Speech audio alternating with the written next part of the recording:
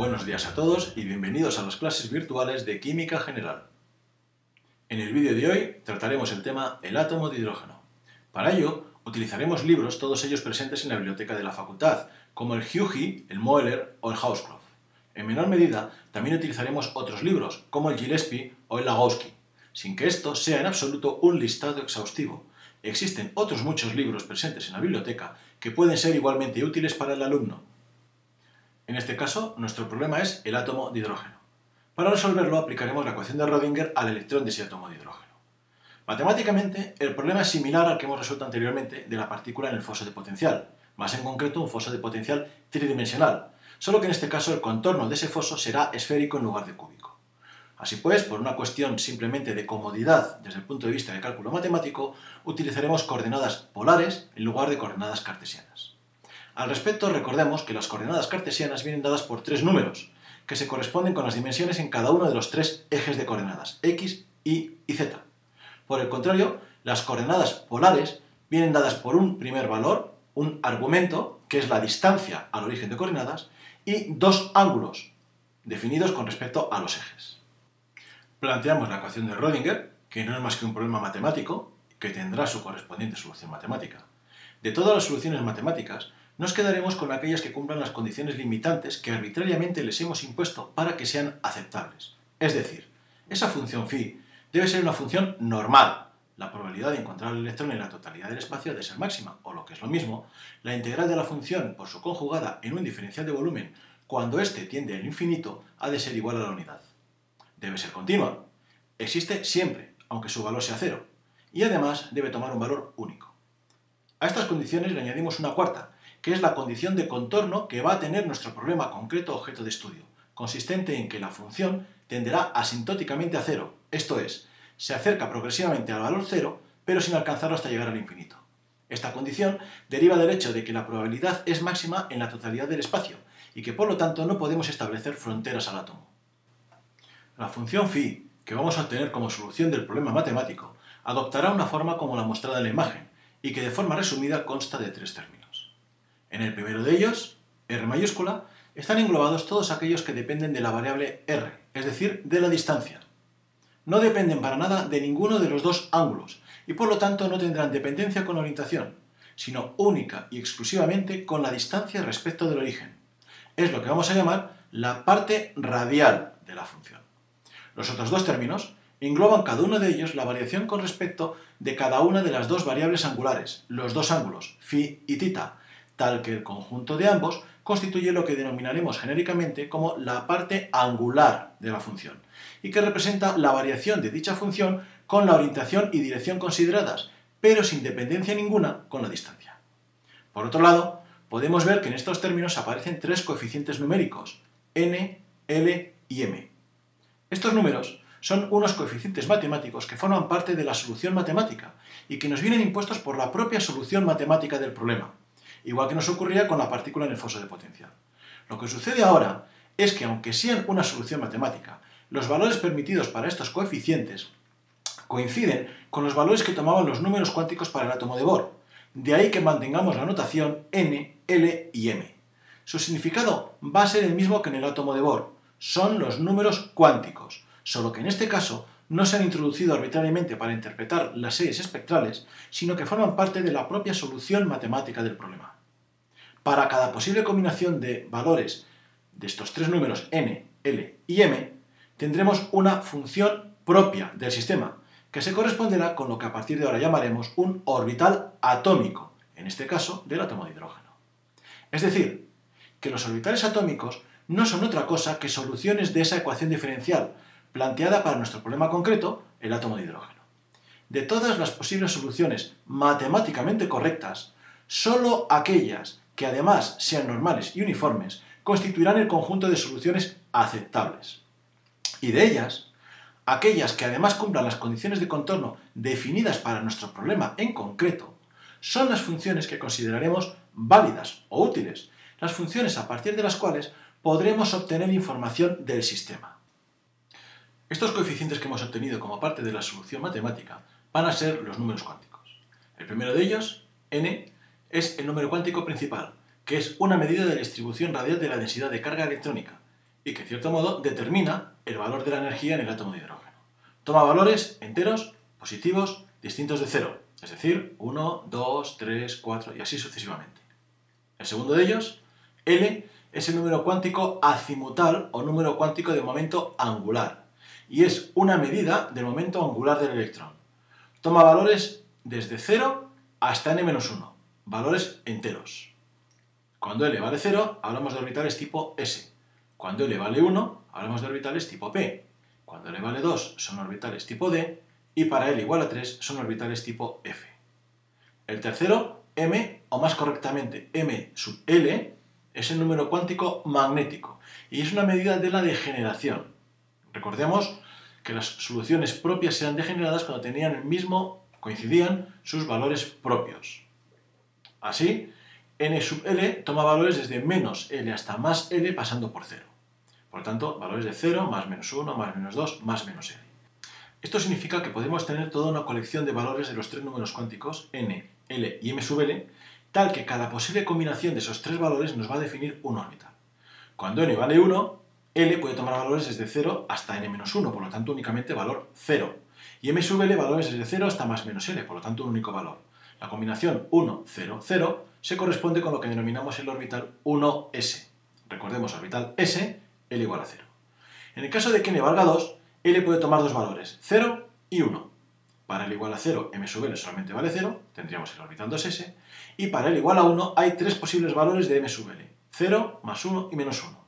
Únicamente el valor 0 se corresponde con un orbital, el pz, en este caso el 2pz. En el caso de n igual a 3 ya hay tres tipos de orbitales, s, p y d, que se corresponden con los tres posibles valores de L, 0, 1 y 2. En los orbitales p decíamos que tan solo el pz se puede asociar con un número cuántico m sub L, el 0. Del mismo modo, para los orbitales d son 5, pero tan solo el dz² se puede asociar con un valor de m sub L, que es el valor 0.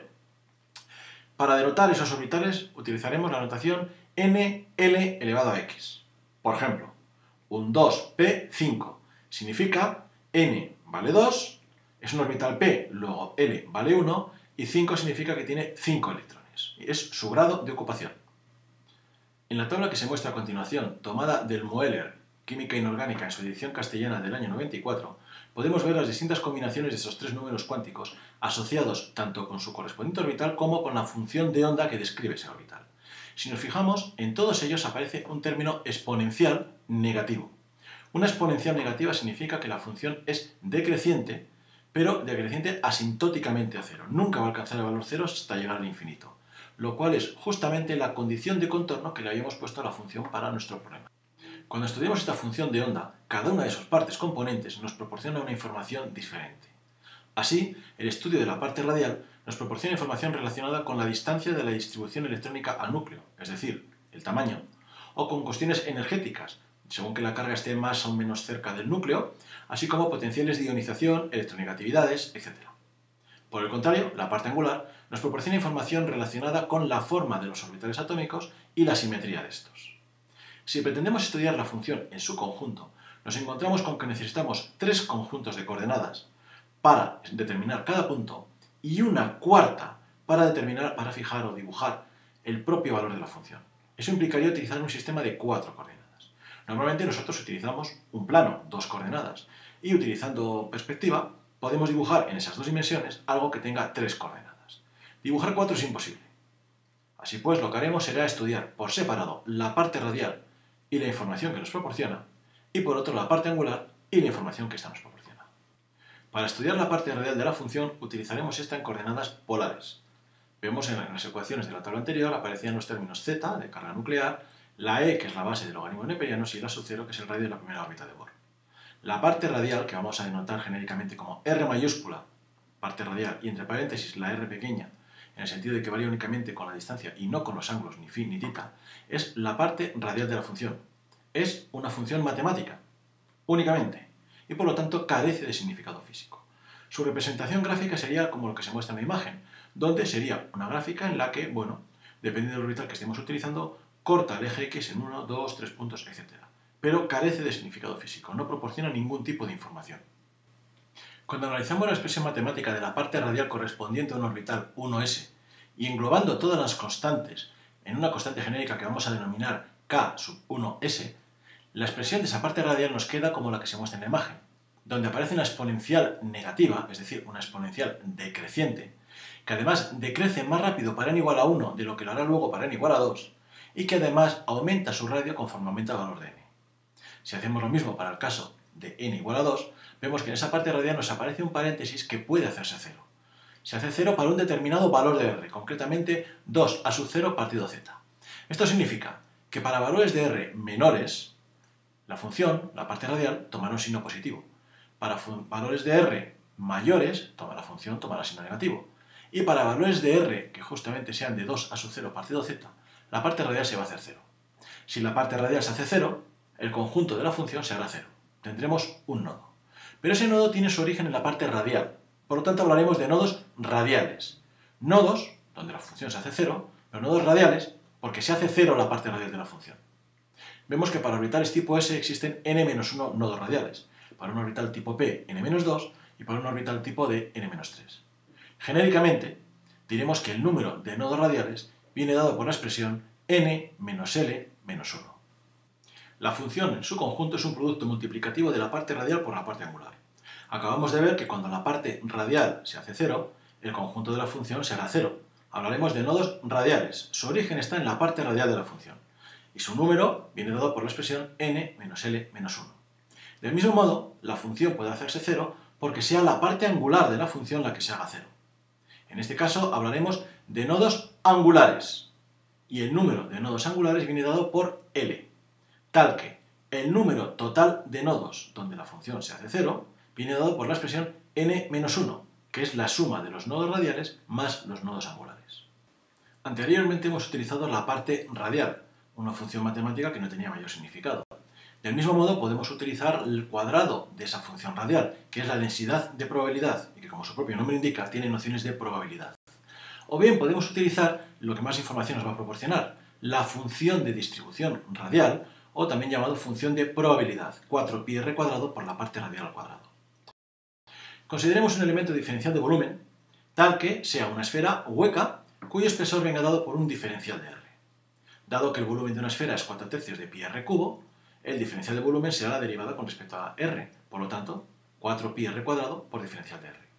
También podemos considerar, dado que es una esfera infinitamente delgada, que la superficie de esa esfera es 4πr² y que en aproximación el volumen de esa esfera será su superficie multiplicado por ese espesor, diferencial de r, como si fuera un plano. Con lo cual llegamos a la misma expresión, 4πr² por diferencial de r. La función de probabilidad total será la integral de la densidad de probabilidad, la parte radial al cuadrado, multiplicado por ese diferencial de volumen, 4πr² por diferencial de r. Haciendo la integral desde 0 hasta infinito, obtenemos el conjunto de la probabilidad. Esta función de distribución radial lo que nos va a dar es la variación de la probabilidad con respecto a la distancia. Si representamos esta función de distribución radial con respecto a la distancia para los distintos orbitales, podemos ver que, por ejemplo, para el caso del orbital 1s, la función, la parte radial, valdrá 0, tanto para r igual a 0, lógico, en el núcleo no existe densidad de electrónica, como para r igual a infinito, dado que en el infinito la función tiende a 0. En el caso de los orbitales 2s, 3s, etc., vemos que existen ya varios máximos. Todos ellos van a ser máximos relativos, salvo uno, el que está situado a distancias mayores, que va a ser el máximo absoluto. El máximo absoluto aparece dibujado con flechas de trazo más grueso, mientras que los máximos relativos aparecen dibujados con flechas de trazo más fino. Del mismo modo, aparecen varios nodos radiales.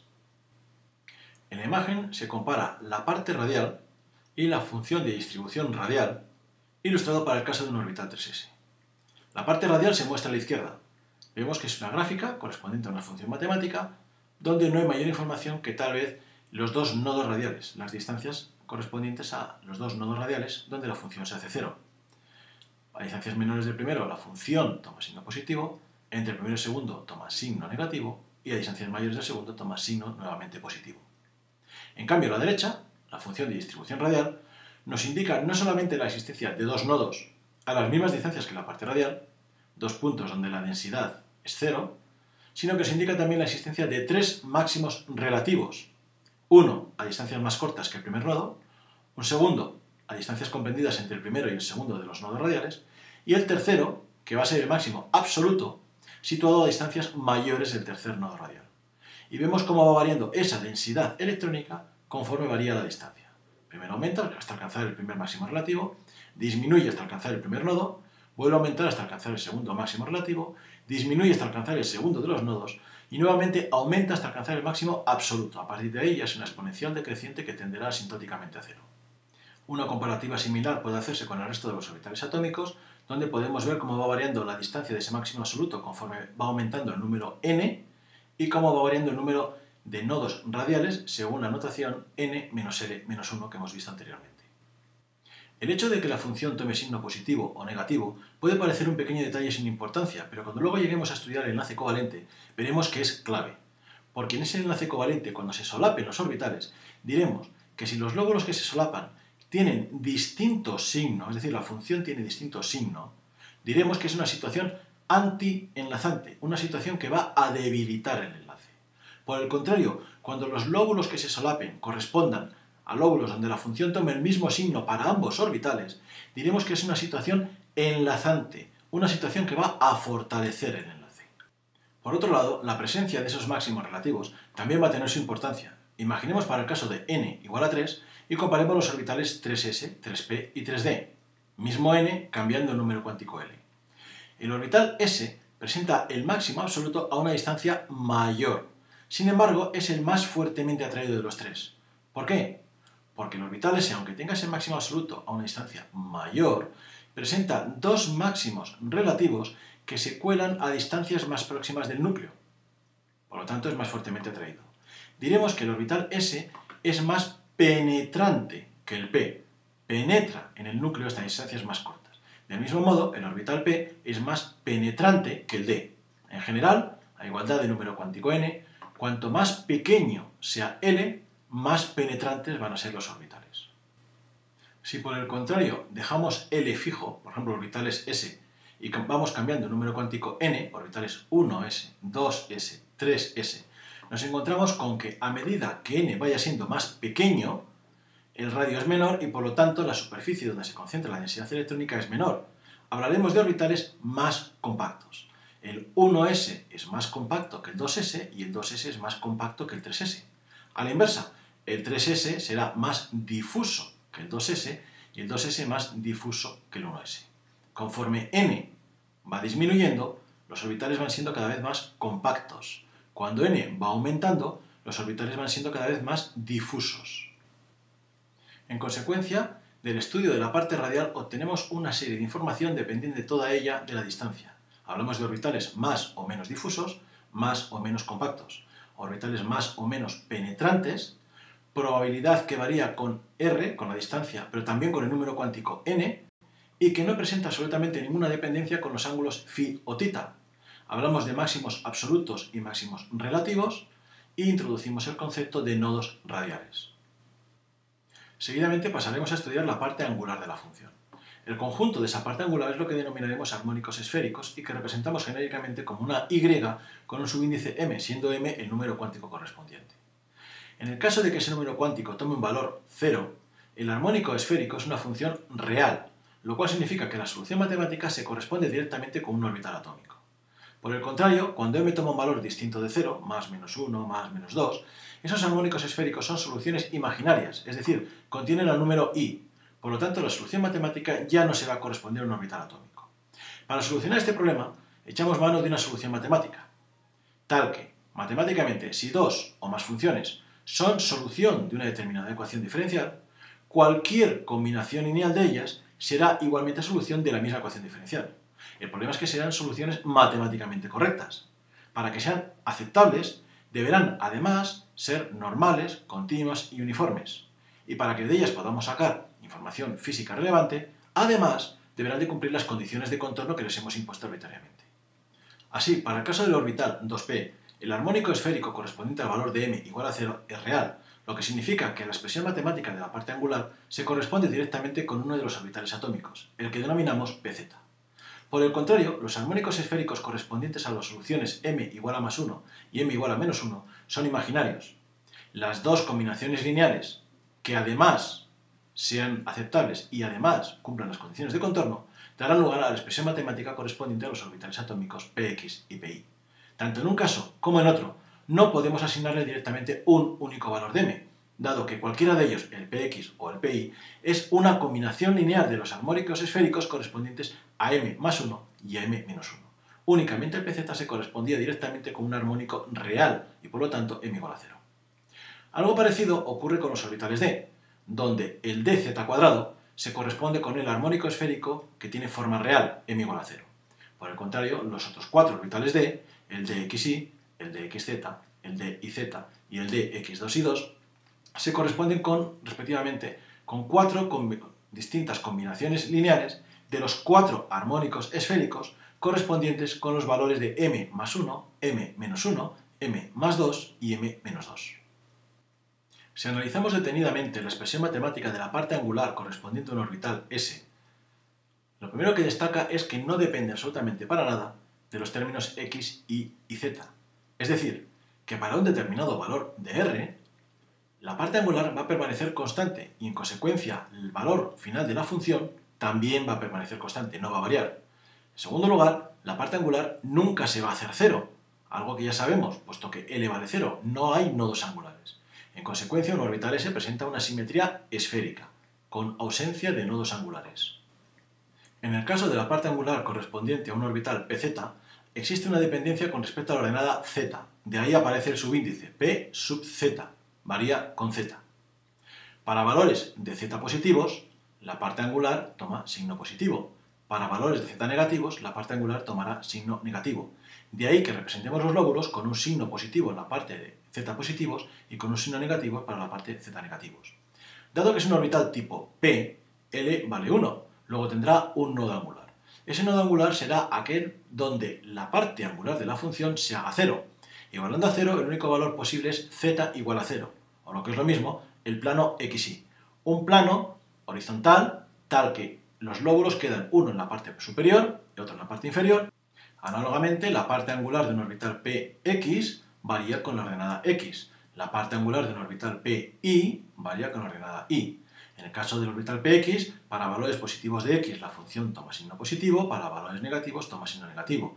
En el caso del orbital Pi, para valores de y positivos la función toma signo positivo, para valores negativos la función toma signo negativo. En ambos casos se trata de orbitales tipo P, con L igual a 1, por lo tanto tendrán un nodo angular. Si igualamos a 0 la parte angular, en el caso del orbital Px obtenemos como resultado x igual a 0, o lo que es lo mismo, el plano IZ. En el caso del orbital Pi, la solución es y igual a 0, lo que es lo mismo, el plano XZ. Como regla mnemotécnica, en los orbitales P, el subíndice que da nombre al orbital P nos indica en qué eje están situados los dos lóbulos, tomando signo positivo para el valor positivo de la ordenada y signo negativo para el valor negativo de la ordenada. Del mismo modo, el subíndice nos indica cuál es la solución que hace 0 la parte angular. Es decir, para un orbital Px, x igual a 0 es la solución del nodo angular, por lo tanto el plano IZ. Análogamente, analizaremos la expresión matemática de la parte angular correspondiente a orbitales d, empezando por el dz cuadrado. En este caso aparece una variación con respecto a las tres coordenadas x, y z elevadas al cuadrado. Si por un lado estudiamos cuando x e y valgan 0, únicamente nos quedaría una dependencia con z cuadrado, es decir, z positivo, z negativo, su cuadrado siempre va a ser positivo. La función tomaría signo positivo, que es lo que ocurre a lo largo del eje z, los dos lóbulos. Por el contrario, para z igual a 0, sea cual sea el valor de x y de y, sus cuadrados van a ser positivos, la suma de positivos serán positivos, pero aparece un signo menos, con lo cual tendremos un anillo en el plano xy, donde la función tomará signo negativo. Es un orbital tipo d, por lo tanto L vale 2, tendremos dos nodos angulares. Igualando a 0 la parte angular para buscar esos dos nodos, llegamos a una solución x cuadrado más y cuadrado igual a 2z cuadrado, que matemáticamente se dice que es la ecuación de una circunferencia. El problema es que como la raíz cuadrada de 4 puede ser más 2 o menos 2, se corresponde con dos posibles soluciones, los dos nodos angulares.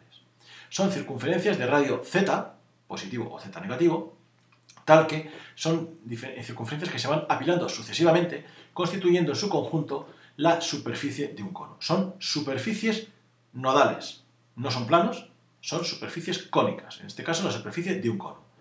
Un nodo angular es el cono superior con la base hacia arriba y el otro nodo angular es el cono inferior con la base hacia abajo.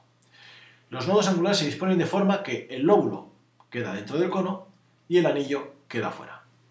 En el caso del orbital d y z, La parte angular varía con el producto y multiplicado por z. Eso significa que cuando y z toman el mismo signo, sean los dos positivos, sean los dos negativos, la función tomará signo positivo. Por el contrario, cuando uno de ellos tenga el signo cambiado con respecto al otro, positivo y negativo, negativo y positivo, la función tomará signo negativo. Eso significa que quedan enfrentados los lóbulos positivos y los lóbulos negativos.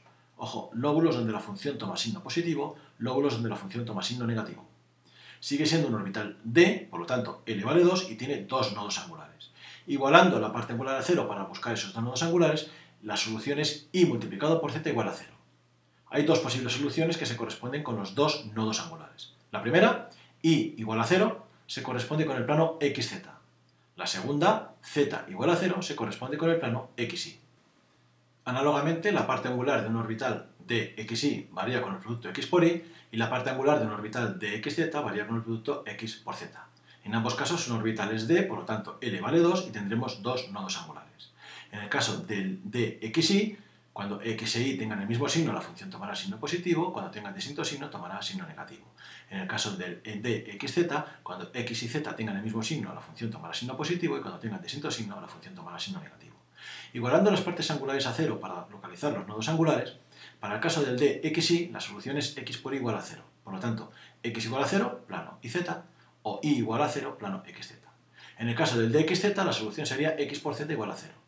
X igual a 0 igual al plano YZ, o Z igual a 0, plano XY. Como regla mnemotécnica, en los orbitales DXY, DXZ y DYZ, donde las ordenadas están elevadas a potencias de 1, los lóbulos aparecen situados entre los ejes que nos indica el propio nombre del orbital, tal que la función toma signo positivo cuando las dos ordenadas tienen el mismo signo y signo negativo cuando las dos ordenadas tienen distinto signo. En cuanto a los nodos, el subíndice del orbital nos indica cuál es la solución que hace 0 la parte angular. Así, en el DXY, pues será el producto X por Y igual a 0. X0 e Y0 serán las dos soluciones que corresponden a los dos nodos angulares. Por consiguiente, los planos, cuando X valga 0, plano YZ, cuando Y valga 0, el plano XZ. Y por último, para el orbital DX2 y 2, la expresión matemática de su parte angular varía en la forma x cuadrado menos y cuadrado. Eso significa que para y igual a 0, cualquier valor de x, al estar elevado al cuadrado, va a dar positivo. Por lo tanto, los dos lóbulos y todo sobre el eje x, la función tomará signo positivo. Por el contrario, para x igual a 0, cualquier valor de y elevado al cuadrado será positivo, pero como lleva signo menos, los dos lóbulos y todo sobre el eje y, la función tomará signo negativo. Como es un orbital D, L vale 2, por lo tanto presentará dos nodos angulares. Igualando la parte angular a 0, tenemos como solución x cuadrado menos y cuadrado igual a 0, o lo que es lo mismo, x cuadrado igual a y cuadrado. Esto presenta dos posibles soluciones, x igual a y o x igual a menos y. Es decir, son los dos planos bisectores de los ejes x e y conteniendo al eje z. Como regla mnemotécnica, en el caso de los orbitales D, donde las ordenadas aparezcan elevadas al cuadrado, los lóbulos estarán situados sobre los propios ejes que nos indican. Así, en el caso del DX2 y 2, los lóbulos están situados sobre los ejes x e y. Y al igual que siempre, el subíndice del orbital nos indica la solución que hace 0 la parte angular, x cuadrado menos y cuadrado igual a 0. Por lo tanto, x igual a y y x igual a menos y serían los dos nodos angulares. La excepción es el de z cuadrado, en el que colocamos el lóbulo, los dos lóbulos sobre el eje z, pero como solo son dos lóbulos en lugar de 4, tenemos que recordar que tiene un anillo en el plano XY donde la función toma signo negativo. Del mismo modo, todos los orbitales D tienen L igual a 2, tienen dos nodos angulares. Aquellos que constan de 4 lóbulos, DXY, DXZ, DYZ y DX2 y 2, tienen dos nodos angulares que son dos planos nodales. La excepción, que era el de z cuadrado, que solo tiene dos lóbulos, porque el otro que tiene es un anillo en el plano XY, significa que va a seguir teniendo dos nodos angulares, pero ya no van a ser dos planos nodales, van a ser dos superficies nodales, dos cónicas de revolución. Recordad siempre que una superficie no tiene por qué ser un plano. Todo plano es una superficie. A la inversa no. En este caso son dos superficies cónicas, dos cónicas de revolución. Son superficies angulares. Son nodos angulares, pero no son planos angulares. Por último, recordar en esta parte angular que el signo con el que solemos representar esa parte angular, signo positivo, signo negativo en los distintos lóbulos, no tiene nada que ver con la posible existencia de una carga eléctrica en esos lóbulos. Nos está indicando únicamente el signo que toma esa función, signo matemático, positivo o negativo. En segundo lugar, la parte angular y su cuadrado son únicamente funciones matemáticas, igual que ocurría con la parte radial, con la función de distribución radial. Son representaciones que nos ayudan a visualizar y a obtener información sobre la probable distribución de los electrones. Así pues, nosotros podemos definir un orbital como la función phi, como su cuadrado, como la parte radial, como el cuadrado de la parte radial, como la función de distribución radial, como la parte angular, como su cuadrado o función de distribución angular, pero teniendo muy claro que cualquiera de esas representaciones no es más que una función matemática y que esas representaciones nos ayudan a visualizar la distribución electrónica, pero no representan al átomo. Nosotros vamos a interpretar y de esa interpretación obtendremos información. A la hora de llevar a cabo el estudio conjunto de esos orbitales existen varias formas de representación. Por un lado, la parte radial de la función, que ya hemos visto, así como la función de distribución radial, que es la que nos da una idea de la distribución de la densidad de probabilidad con la distancia al núcleo. Por otro lado tenemos la parte angular, o bien la función de distribución angular, que sería su cuadrado, es decir, todo ello con signo positivo o sin signos. Entonces tendríamos la simetría esférica para los orbitales S, 2 lóbulos para los orbitales P y 4 lóbulos para los orbitales D, a excepción del dz cuadrado. Otra forma de representación son los mapas de densidad electrónica en 3D, donde básicamente lo que tenemos es un plano donde representamos dos coordenadas, por ejemplo, x, y en la tercera lo que representamos es la probabilidad. De forma que en el caso inferior tenemos lo que correspondería a un orbital 1s, en el segundo 2s, donde vemos la zona correspondiente al nodo radial situado entre ambos. En el caso ya de un orbital 2p vemos claramente los dos lóbulos, o en el caso de un D veríamos las 4 zonas de probabilidad correspondientes a los 4 lóbulos. Por otro lado, tendríamos los diagramas de puntos. Son diagramas en los que representamos mediante una concentración de puntos la mayor o menor probabilidad. Así, cuanto mayor es esa densidad, mayor es la probabilidad. Y conforme nos vamos desplazando a zonas de menor probabilidad, la densidad de puntos va disminuyendo. Por poner un símil, sería como si a lo largo del curso si hiciéramos una foto desde el techo de la clase y en la posición que ocupa el profesor colocásemos un punto. Al cabo del año superponemos todas esas fotografías y veríamos que existe una zona cerca de la pizarra donde habría muchos puntos. Es muy fácil encontrar al profesor, la probabilidad sería alta, mientras que habría otras zonas del aula donde la probabilidad de encontrar al profesor sería muy pequeña, habría muy pocos puntos. En la parte inferior izquierda se muestra el correspondiente para un orbital P. Otra forma de representación, y en la que nos vamos a centrar un poco más, son los mapas de densidad electrónica, también llamados curvas de nivel. Imaginemos, por ejemplo, un orbital 2pz. Para hacer este tipo de representaciones, lo primero que tenemos que saber es cómo es el orbital que estamos manejando. Si es un orbital 2pz, tenemos que saber que la parte angular de la función se corresponde con dos lóbulos, situados sobre el eje z, donde la función toma signo positivo para valores de z positivo y la función toma signo negativo para valores de z negativos. Su cuadrado, es decir, la función de distribución angular, adoptará la misma disposición, solo que su cuadrado, sea positivo o negativo, siempre va a ser positivo, por lo cual podemos obviar los signos. En cuanto a los nodos, sabemos que el número de nodos radiales viene dado por la expresión n menos L menos 1. N vale 2, L, si se trata de un orbital P, vale 1, en consecuencia tenemos 0 nodos radiales. El número de nodos angulares viene dado por el número cuántico L, luego 1. Y el número de nodos totales, n menos 1, tiene que coincidir. En total tenemos un único nodo, que se corresponde con un nodo angular. Si echamos una ojeada a la función de distribución radial situada en la parte inferior derecha, vemos que efectivamente esta representación presenta un máximo absoluto, que es el punto de máxima probabilidad, la distancia a la cual la probabilidad de encontrar al electrón en ese orbital es máxima. A la hora de representarlo vamos a seleccionar un plano de representación. Pongamos el plano ZX o ZY, sería lo mismo. Una vez que tenemos dibujado el plano de representación, sobre este plano vamos a representar los nodos, o más concretamente, el corte de estos nodos con el plano de representación. Como no hay nodos radiales, obviamos su estudio. En el caso de nodos angulares tenemos uno. El nodo angular se corresponde con el plano donde z valga 0. Estamos en un orbital pz. Z igual a 0 significa que estamos en el plano xy. El plano nodal xy corta al plano de representación xz a lo largo del eje x. Luego el eje x lo representaríamos con un trazo discontinuo. Ese eje x no es el plano nodal, es el corte del plano nodal con el plano de representación. A partir de aquí miraremos dónde corta el plano de representación al lóbulo. Ese plano va a cortar al lóbulo superior según una familia de curvas que unen puntos de igual probabilidad, de modo parecido como tendríamos unas curvas isobáricas, isotermas o un mapa topográfico, que convergen a puntos donde la altura es máxima o es mínima, en este caso hacia puntos de máxima probabilidad. Lo mismo ocurriría con el lóbulo inferior. Si nos fijamos en la función de distribución radial, esta presenta un máximo a una determinada distancia, que es el punto donde convergen esa familia de curvas, tanto en el lóbulo superior como en el lóbulo inferior. Digamos que la función de distribución radial nos está diciendo a qué distancia tenemos ese máximo, mientras que la parte angular nos dice en qué dirección, en el eje z. En una dirección a una determinada distancia hay dos puntos, uno en la dirección de z positivo y otro en la dirección de z negativos. Esto daría lugar al mapa de curvas de nivel o mapa de densidad electrónica correspondiente a una orbital 2pz.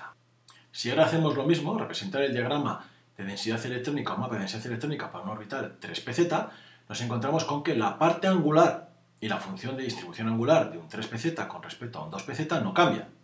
Cambiará lo que concierne a la parte radial, es decir, los nodos radiales, que ahora tendremos un nodo radial, y lógicamente el total de nodos, puesto que tenemos un nodo radial, un nodo angular, ahora tendremos dos nodos.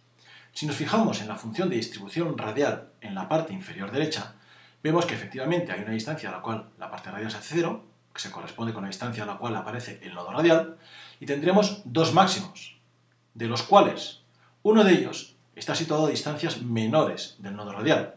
Es un máximo relativo, mientras que el máximo que se encuentra situado a distancias mayores del nodo radial es un máximo absoluto.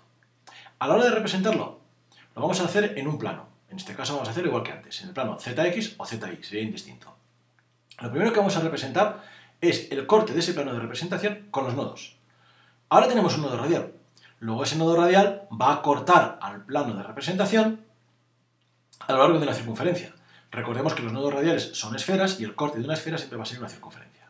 Esa circunferencia estará centrada en el origen de coordenadas y la representaremos con un trazo discontinuo. El nodo angular sigue siendo el mismo, z igual a 0, luego plano xy, que corta el plano de representación zx a lo largo del eje x. Luego el eje x y esa circunferencia son los dos nodos. A partir de ahí veremos dónde corta el plano de representación a los lóbulos. Al igual que ocurría antes, este plano de representación corta a ambos lóbulos, al lóbulo que está situado para valores de z positivos y al lóbulo que está situado para valores de z negativos. Lo que ocurre es que al cortar ese lóbulo, pongamos por ejemplo al que está en la parte superior, al correspondiente a z positivos, existen dos familias de curvas. Una correspondiente al máximo relativo, que está situada por debajo del nodo radial, y otra familia de curvas correspondiente al máximo absoluto, situado a distancias mayores del nodo radial. Esas curvas de nivel en ningún momento van a cortar a ninguno de los nodos, y eso incluye el nodo radial. El punto de máxima probabilidad se corresponde con el máximo absoluto, que está situado a distancias mayores del nodo radial. Luego lo situaremos en el punto donde convergen la familia de curvas situada a distancias mayores del nodo radial. Lo mismo ocurre para valores z negativos, con lo cual quedaría completado el diagrama de densidad electrónica o diagrama de curvas de nivel correspondiente a una orbital 3pz. Repitiendo el razonamiento, en este caso para una orbital 4pz, la parte angular no cambia puesto que seguimos hablando de una orbital pz, por lo tanto, la parte angular y la función de distribución angular no cambian. Cambiará, eso sí, la parte radial, donde tendremos ahora dos nodos radiales, que junto con el nodo angular completan un total de 3 nodos. En la función de distribución radial, en la parte inferior derecha, vemos claramente los dos nodos radiales y los tres máximos. Los dos primeros son máximos relativos, uno a distancias menores del primer nodo radial y otro comprendido a distancias entre el primer y el segundo nodo radial. El máximo situado a distancias mayores del segundo nodo radial será el máximo absoluto. A la hora de representarlo, dibujaremos el plano de representación, ZX, dibujaremos el corte de esos nodos radiales y angulares con el plano de representación. En el caso de los dos nodos radiales, el corte son dos circunferencias concéntricas. En el caso de un nodo angular, el corte coincide con el eje X, como ya hemos visto anteriormente. Una vez situados los nodos, o más correctamente, el corte de esos nodos radiales y angulares con el plano de representación, cortamos al lóbulo.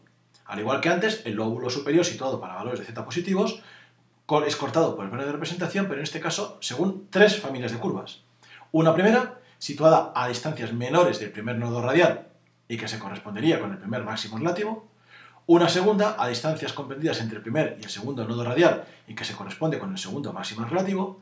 Y una tercera, situada a distancias mayores del segundo nodo radial y que se corresponde con el máximo absoluto.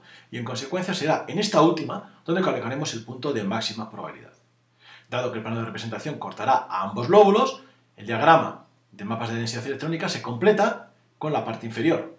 Así tendríamos completo el diagrama de curvas de nivel para un orbital 4pz. Si comparamos el diagrama de curvas de nivel para distintos orbitales pz a medida que vamos cambiando el número cuántico n, 2pz, 3pz, 4pz, así sucesivamente, al ser todos ellos orbitales pz, la parte angular y en consecuencia la función de distribución angular no cambia. Lo que cambia es la parte radial y por lo tanto el número de nodos radiales. La parte angular no cambia, el número de nodos angulares tampoco cambia. Un único nodo y además el mismo, el plano xy.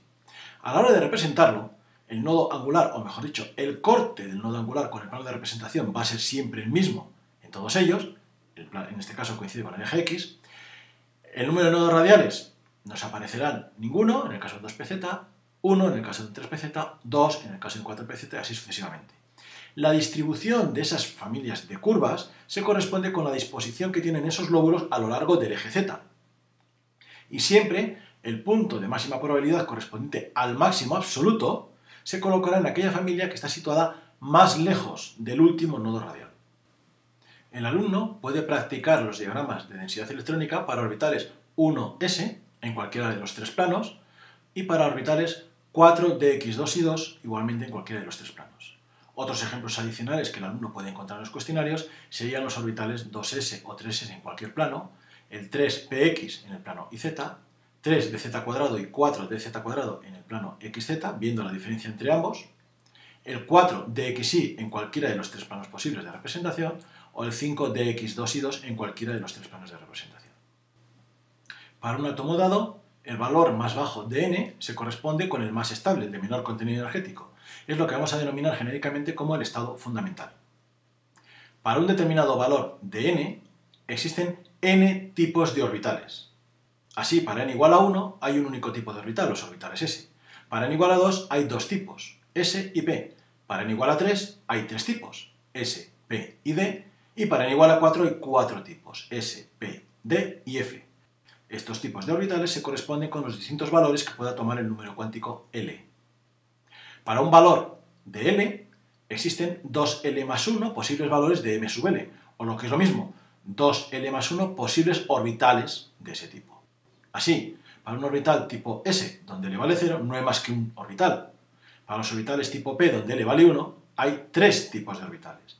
Para los orbitales P vale 1, para los orbitales D, L vale 2, hay 5 tipos de orbitales, y para los orbitales F, donde L vale 3, hay 7 tipos de orbitales. Los nodos radiales van a ser siempre superficies nodales, concretamente superficies esféricas. Los nodos angulares van a ser siempre superficies nodales, pero no siempre van a ser planos nodales. Recordemos que en el caso del dz² son cónicas de revolución.